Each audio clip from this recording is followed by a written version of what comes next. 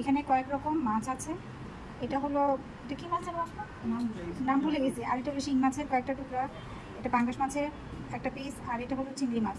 এগুলো আরও ছোটো ছোটো করে আমি টুকরো করে নেব, এটা দিয়ে একটা সুন্দর রেসিপি বানাবো।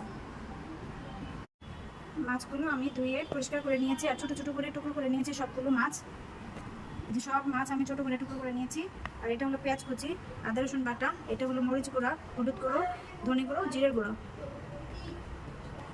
এখানে স্বাদ মতো লবণ দিয়ে দিলাম। এখন লবণ দিয়ে পেঁয়াজগুলো আর মশলাগুলো আমি ভালোভাবে চটকে নেব। আর এখানে মরিচগুলো যেহেতু মরিচ আমি একটু বেশি দিয়েছি, শুকনো মরিচটা ঝাল ঝাল হয়, আবার অনেক বেশি ঝালটা যার যার রুচি মতো, অনেক বেশি আবার ঝাল খেতে পারি না, আমার রুচি মতো আমি ঝালটা দিয়েছি।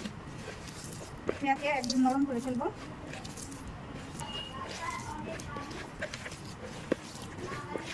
ভালো সুন্দরভাবে মিশাইতে হবে। এখন দিয়ে দিব তেল, তেলটাও একটু মোটামুটি বেশি লাগে। এখানে চাইলে কাঁচামরিচ দিতে পারেন, আমি দিব আস্তে আস্তে কয়েকটা উপর দিয়ে। এখন তো কালারটা কেমন হয়েছে,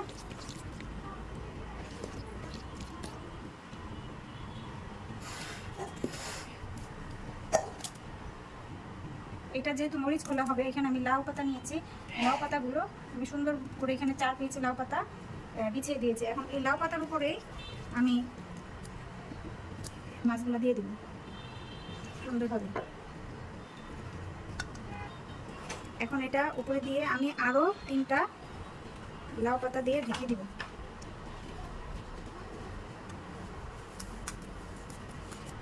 এই যে দেখেন, আরও 3টা পাতা দিয়ে আমি সুন্দরভাবে ঢেকে দিয়েছি। এখন এটা সুন্দরভাবে ঢেকে দিয়ে মিডিয়াম টু লো ফ্লেমে আমি আস্তে আস্তে রান্না করবো। এটা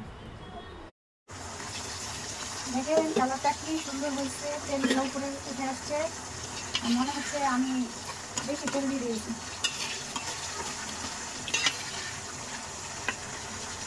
আমি এই যে মাছটা উঠে দিয়েছি আস্তে করে। দেখেন তো কেমন হয়েছে। এখন আমি এই যে তুলব, কালার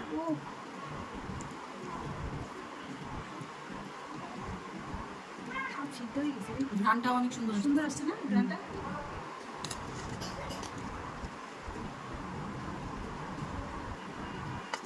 পাতা কাটা সহকারে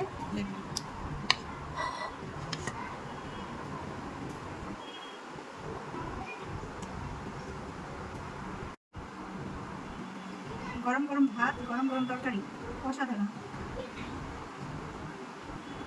অনেক গরম।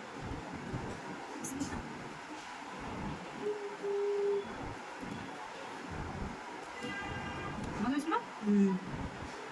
ঘ্রাণটাই তো অনেক সুন্দর, অসাধারণ আসছে। তুমি একটু খেয়ে দেখো না।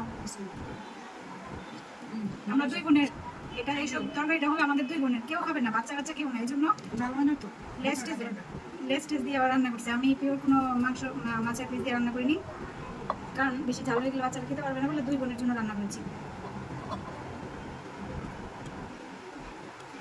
সেই মজা হয়েছে। কারো যদি লোভ লাগে, আমার কিন্তু কোনো দোষ নাই।